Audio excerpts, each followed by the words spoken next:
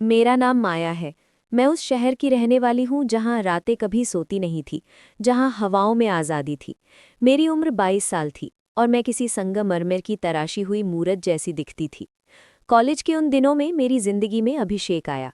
अभिषेक का प्यार उस पहली बारिश की तरह था जो तपती धरती को सुकून देती है। मुझे याद है वो शाम जब हम लाइब्रेरी के पीछे बैठे थे। उसने मेरा हाथ थामकर कहा था, माया, मैं तुम्हारी आंखों में अपना पूरा भविष्य देखता हूँ। हम घंटों भविष्य के सपने बुनते थे। उसका मुझे छुप कर देखना, मेरी जुल्फों को सहेजना और धीमी आवाज़ में आई लव यू कहना मुझे दुनिया की सबसे खुशकिस्मत लड़की महसूस कराता था। हमारी मुलाकातों में एक मासूमियत भरा रोमांस था। कंधे पर सिर रखकर घंटों बैठना और साथ जीने मरने की कस्में खाना। लेकिन मुझे क्या पता था कि प्यार का ये वसंत बहुत जल्द एक भयानक पतझड़ में बदलने वाला है। मेरे गांव के कुछ लोगों ने हमें साथ देख लिया और बात मेरे पिता तक पहुंच गई। शहर में रहने के बावजूद मेरे पिता का मन आज भी उसी पुराने गांव की मिट्टी से जुड़ा था, जहां मोहब्बत को खानदान की इज्जत पर दाग माना जाता था। उन्होंने रातों रात मेरा रिश्ता गांव के सबसे रईस खानदान के इकलौते बेटे आकाश से तय कर दिया। मेरी हर चीख, हर आंसू और अभिषेक का नाम लेना व्यर्थ गया।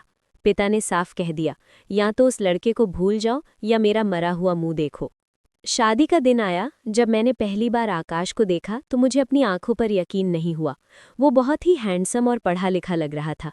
विदाई के वक्त जब मैं फूट फूट कर रो रही थी, आकाश ने धीरे से मेरा हाथ पकड़ा और मेरे कान में कहा, माया, डरना मत, मैं हमेशा तुम्हारे साथ हूँ। मैं जानता हूँ तुम दुखी हो, पर मैं तुम्हें इतना प्यार दूंगा कि तुम पुराने सारे गम भूल जाओगी। उसकी उस मीठी और रोमांटिक बात ने मेरे दिल में एक उम्मीद की किरण जगाई। मुझे लगा कि शायद अभिषेक न सही, पर आकाश मुझे वो सारा सम्मान और प्यार देगा जिसका मैं सपना देखती थी। गांव पहुंचने पर मेरा स्वागत एक राजकुमारी की तरह हुआ। फूल, संगीत और उत्सव, सब कुछ इतना सुंदर था कि मुझे लगा मेरी किस्मत चमक गई है।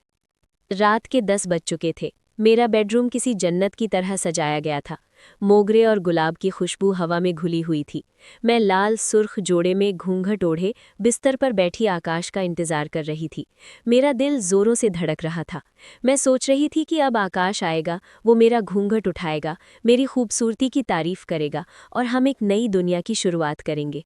मैं उस पल के रोमांस को महसूस करने के लिए बेताब थी। तभी दरवाजे की कुंडी धीरे से हिली। मेरा दिल उम्मीद से भर गया, लेकिन जैसे ही दरवाज़ा खुला, कमरे में इत्र की खुशबू की जगह शराब की तीखी और गंदी बदबू भर गई। मैंने धीरे से अपना घूंघट उठाया और जो देखा उसे देखकर मेरे होश उड़ गए। सामने आकाश नहीं, बल्कि मेरा ससुर रघुनाथ खड़ा था। वो पूरी तरह नशे में धुत था और उसकी आंखों में वो पवित्रता नहीं, बल्कि हवस का नंगा नाच था। बाबूजी, आप यहाँ? मेरी आवाज़ कांप रही थी। वो हंसा और मेरे पास बिस्तर पर आकर बैठ गया। उसने मेरा हाथ पकड़कर खींचते हुए कहा, आज से मैं ही तुम्हारा पति हूँ। जब मैंने विरोध किया और चिल्लाई तो उसने मुझे एक जोरदार थप्पड़ मारा। उसने मुझे बताया कि इस गांव की एक पुरानी परंपरा है। शादी की पहली रात से लेकर 40 दिन तक बहू पर ससुर का हक होता है। मैं सन्न रह गई।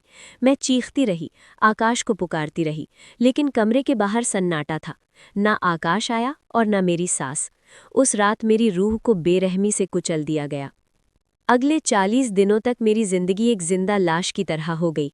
हर रात रघुनाथ कमरे में आता और परंपरा के नाम पर दारिंदगी करता। सबसे ज्यादा दर्दनाक वो पल होते जब दिन में आकाश मेरे पास आता। वो बिल्कुल सामान्य व्यवहार करता, मेरे लिए फूल लाता, मेरी सुंदरता की तारीफ करता और मेरे करीब आने की कोशिश करता। उसके स्पर्श में अब मुझे रोमांस नहीं, बल्कि घिन महसूस होती थी। वो कैसा पति था जो दिन में प्यार का नाटक करता और रात को मुझे अपने पिता की हवस के आगे अकेला छोड़ देता। वो नकली रोमांस उस शारीरिक दर्द से कहीं ज्यादा गहरा घाव दे रहा था। फिर एक दिन मुझे पता चला कि मैं प्रेग्नेंट हूँ। ये खबर सुनते ही मेरा कलेजा मुंह को आ गया। मुझे समझ नहीं आ रहा था कि ये बच्चा रघुनाथ का है या आकाश का।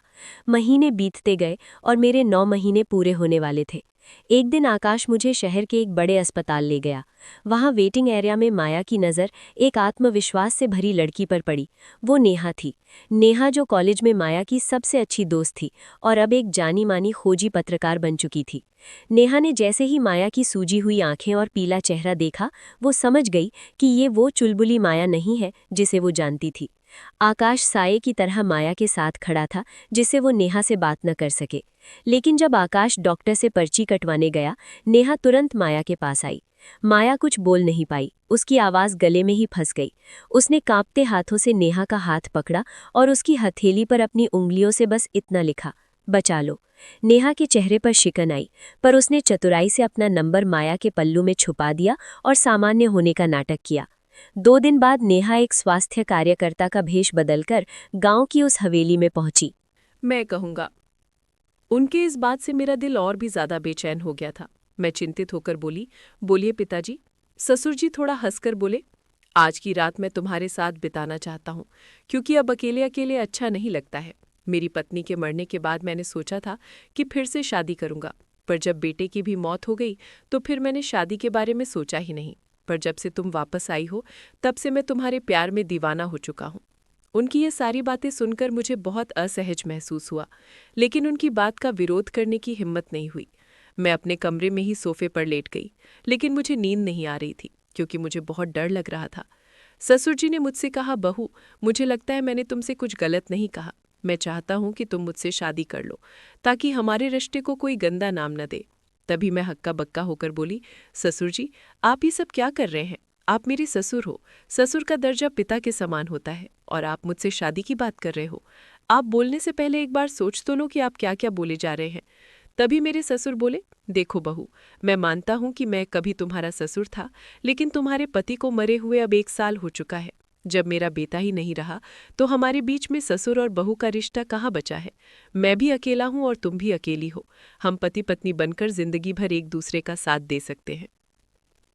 उनकी ये बातें सुनकर मेरा मन विचलित हो गया था। मैं आगे और कुछ भी नहीं बोल पाई। एक और सौतेली माँ के अत्याचार और दूसरी तरफ ससुर जी का ये अजीब व्यवहार। मैं तो इन दोनों के बीच ही फंस गई थी।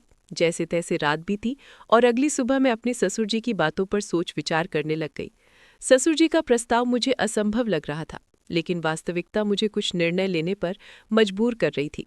फिर मुझे ख्याल आया कि मैं अपने पिताजी से जाकर बात करती हूँ, लेकिन ये सब बातें अपने खुद के पापा से करने की हिम्मत मुझ में नहीं हुई, क्योंकि मुझे पता था कि पिताजी से बात करने के बाद मेरी जिंदगी में और भी नई समस्याएं आ सकती हैं। इसलिए मैं उनके पास नहीं गई। एक दिन ऐसे ही शाम को फिर से मेरे ससुर जी ने मुझसे कहा, बहू, मैंने तुमसे कुछ गलत नहीं चाहा। मैं बस इतना चाहता हूँ कि तुम हम दोनों के सूने जीवन में खुशियां भर दो। मैं अकेले नहीं रह सकता, और तुम भी कब तक अकेले रहोगी? तुम्हें भी तो पति की जरूरत सताती होगी। ससुर जी के मुंह से फिर से ये सब बातें सुनकर मैं तो अंदर से कांपने लगी थी और आगे कुछ बोल ही नहीं पाई। समय धीरे धीरे बीतता चला जा रहा था, और ऐसे ही धीरे धीरे मेरे और ससुर जी के बीच एक अजीब सा संबंध बनता चला जा रहा था। पति की मौत के बाद मैंने सोचा था कि अब मैं इस दुनिया में बिल्कुल अकेली हो गई हूँ, लेकिन मेरे ससुर जी ने मेरे प्रति जो भावनाएं जाहिर की थी, उन्होंने मेरे जीवन को एक नई दिशा में मोड़ दिया। उनके शब्दों ने मुझे भीतर तक झकझोर कर रख दिया था। जब भी मैं सोने जाती थी तो उनकी कही हुई बातें मुझे परेशान करती थी। वो कहते थे कि मेरे साथ रहने से उन्हें अपने अकेलेपन का एहसास नहीं होता, और वो चाहते थे कि हम दोनों एक नई जिंदगी की शुरुआत करें। उस रात की बातचीत के बाद मैंने खुद को बहुत असमंजस में पाया। मेरे मन में कई सवाल उठ रहे थे कि क्या ये करना सही होगा? क्या ये समाज के नियमों के खिलाफ नहीं जाएगा? लोग क्या कहेंगे कि पति के मरने के बाद अपने ही ससुर से शादी कर ली? लेकिन कहीं ना कहीं मेरे दिल में ये बात भी थी कि शायद सच में मेरे ससुर अकेलेपन से जूझ रहे हैं। मैंने बहुत सोच विचार के बाद उनसे बात करने का फैसला किया। एक रात मैंने ससुर जी के दरवाजे की कुंडी खटखटाई। उन्होंने दरवाज़ा खोला और मुझे देखकर थोड़ा हैरान हुए। मैं उनके कमरे में गई और बोली, ससुर जी, मैं आपसे एक बहुत ज़रूरी बात करना चाहती हूँ। उन्होंने मुझे बैठने के लिए बोला और बड़ी गंभीरता से पूछा, क्या हुआ बहू, तुम इतनी रात गए क्यों आई हो? मैं थोड़ी हिम्मत जुटाते हुए बोली, ससुर जी, मैंने आपके प्रस्ताव के बारे में बहुत सोचा है। मैं समझती हूँ कि आप अकेलेपन से जूझ रहे हैं और एक साथी की ज़रूरत महसूस कर रहे हैं, लेकिन इस रिश्ते के लिए मेरी एक शर्त है कि हमारे बीच हमेशा प्यार और सम्मान का रिश्ता रहेगा। आप मुझे बेटी की तरह सम्मान देंगे और मैं आपको पिता की तरह आदर दूंगी। क्या आपको मेरी शर्त मंजूर है? उन्होंने मेरी बात को ध्यान से सुना और फिर कहा, मुझे तुम्हारी शर्त मंजूर है। मैं इस प्यार और सम्मान को हमेशा बनाए रखूंगा। उनकी ये बात सुनकर मेरे दिल का बोझ थोड़ा हल्का हो गया था। फिर कुछ दिनों के बाद हमने एक छोटे से समारोह में शादी कर ली। ये शादी समाज की नज़र में असामान्य थी, लेकिन हमने अपनी स्थिति को स्वीकार कर लिया था। शादी के बाद के दिन मेरे लिए बेहद चुनौतीपूर्ण रहे। गांव ने लोगों ने तरह तरह की बातें करना शुरू कर दिया था। रिश्तेदारों ने भी हमसे दूरी बना ली थी, लेकिन हमने इन सब की परवाह किए बिना अपने जीवन में आगे बढ़ने का फैसला किया। हमारे रिश्ते में धीरे धीरे प्यार और समझ बढ़ने लगी थी। ससुराल में पहले जहां मैं खुद को असहज महसूस करती थी, अब वहीं घर मुझे अपना सा लगने लगा था। ससुर जी हर संभव प्रयास करते थे जिससे मैं खुश रहूं। उन्होंने मेरी हर छोटी बड़ी ज़रूरत का ख्याल रखा था और मेरी सारी ख्वाहिश पूरी करते थे। वो हर दिन मेरे लिए कुछ न कुछ खास करने की कोशिश करते थे। कभी